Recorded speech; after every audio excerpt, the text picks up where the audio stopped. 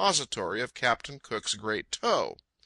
It is said that the plaintiffs failed to prove that the old chief was not the tomb of the navigator's great toe, and that the suit was dismissed.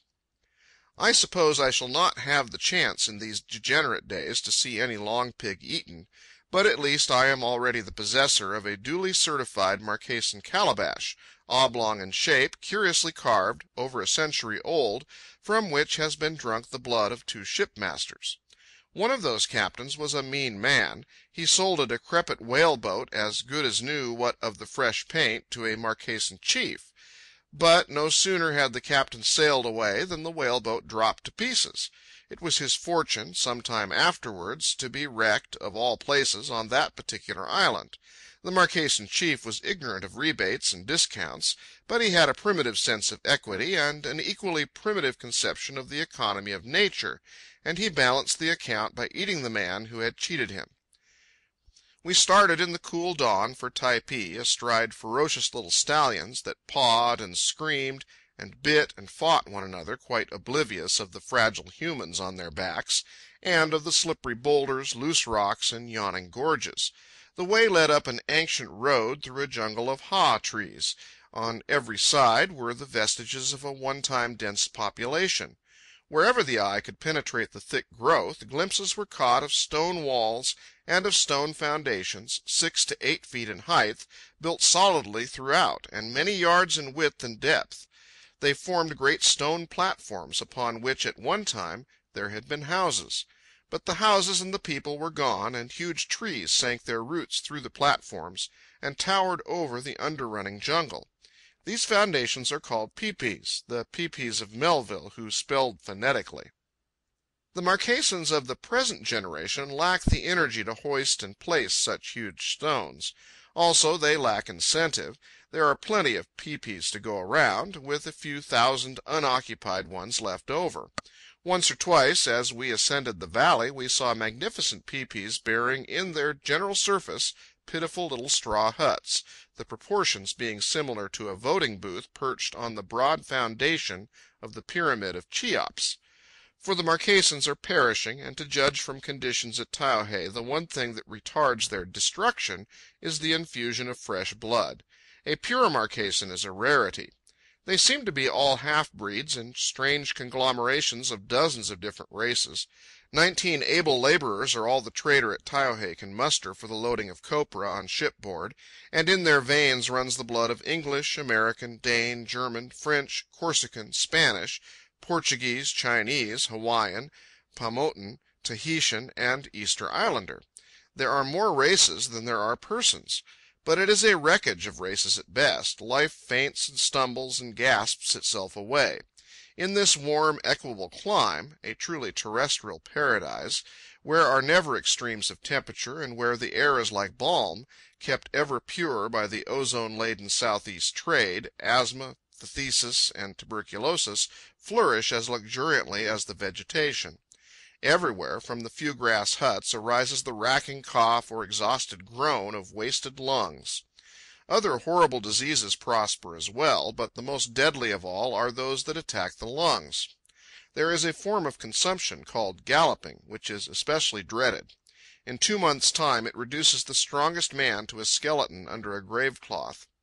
In valley after valley the last inhabitant has passed, and the fertile soil has relapsed to jungle.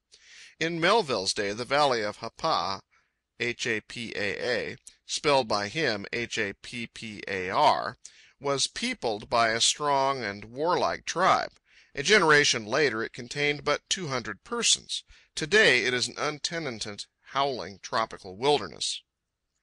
We climbed higher and higher in the valley, our unshod stallions picking their steps on the disintegrating trail, which led in and out through the abandoned peepees and insatiable jungle. The sight of red mountain apples, the ohias, familiar to us from Hawaii, caused a native to be sent climbing after them. And again he climbed for coconuts. I have drunk the coconuts of Jamaica and of Hawaii, but I never knew how delicious such draught could be till I drank it here in the Marquesas. Occasionally we rode under wild limes and oranges, great trees which had survived the wilderness longer than the motes of humans who had cultivated them. We rode through endless thickets of yellow-pollened cassie, if riding it could be called, for those fragrant thickets were inhabited by wasps. And such wasps! Great yellow fellows the size of small canary birds, darting through the air with behind them drifting a bunch of legs a couple of inches long. A stallion abruptly stands on his forelegs and thrusts his hind legs skyward. He withdraws them from the sky long enough to make one wild jump ahead, and then returns them to their index position. It is nothing. His thick hide has merely been punctured by a flaming lance of wasp virility. Then a second and a third stallion, and all the stallions begin to cavort on their forelegs over the precipitous landscape. Swat! A white-hot poniard penetrates my cheek. Swat again! I am stabbed in the neck. I am bringing up the rear and getting more than my share. There is no retreat, and the plunging horses ahead on a precarious trail promise little safety. My horse overruns Charmian's horse, and that sensitive creature, fresh stung at the psychological moment, planks one of its hoofs into my horse, and the other hoof into me. I thank my stars that he is not steel-shod, and half arise from the saddle at the impact of another flaming dagger. I am certainly getting more than my share, and so is my poor horse, whose pain and panic are only exceeded by mine. "Get out of the way! I'm coming!" I shout, frantically dashing my cap at the winged vipers around me. On one side of the trail the landscape rises straight up. On the other side it sinks straight down. The only way to get out of my way is to keep on going.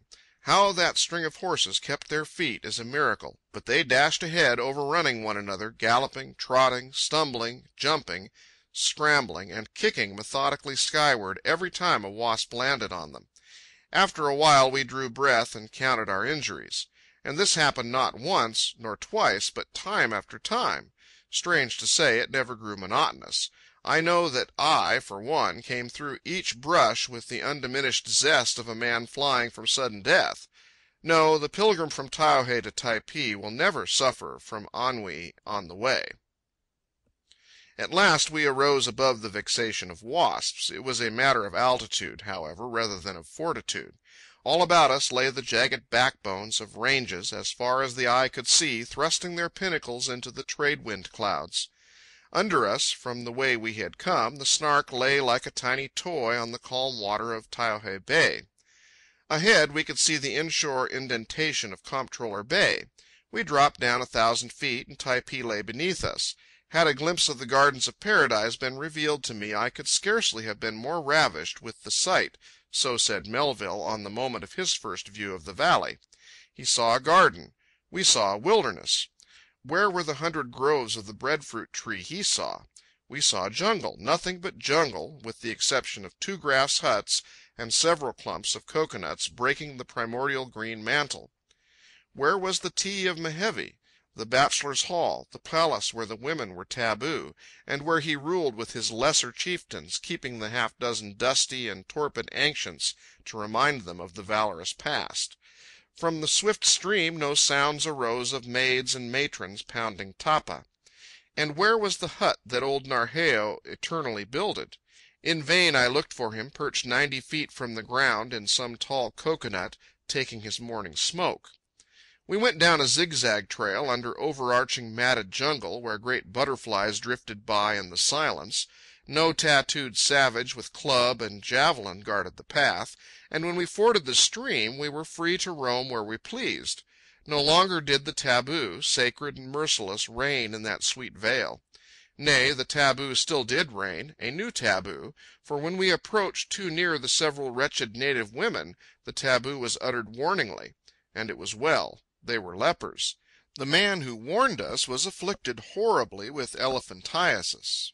All were suffering from lung trouble.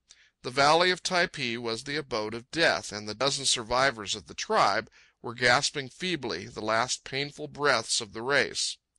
Certainly the battle had not been to the strong, for once the Typeans were very strong, stronger than the Happars, stronger than the Taiohaeans, stronger than all the tribes of Nukuhiva.